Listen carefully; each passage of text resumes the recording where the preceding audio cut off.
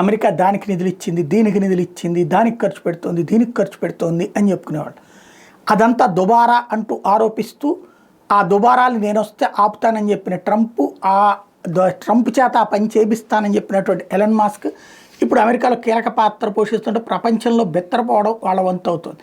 World economic forum ప్రపంచవ్యాప్తంగా ఉన్నటువంటి ఆర్థిక వ్యవస్థలన్నిటికీ సంబంధించి ఒక సమన్వయం చేసేటటువంటి వ్యవస్థ. ఓ రకంగా చెప్పాలంటే ఒకళ్ళ నుంచి ఇంకొకళ్ళకి పెట్టుబడులకు సంబంధించినటువంటి యాక్టివిటీస్కి ప్రోత్సహించేటటువంటి వ్యవస్థ. ఈ వరల్డ్ ఎకనామిక్ ఫోరంకి సంబంధించి జరగబోయేటటువంటి స్విస్లో జరగబోయేటటువంటి సమావేశానికి ప్రతి ఏడాది కూడా అమెరికా ఫండింగే 70% ఉంటుంది. ఈ దఫా వరల్డ్ ఎకనామిక్ ఫోరంకి 5 పైసలు ఇయ్యనని తేల్చి చెప్పేసింది.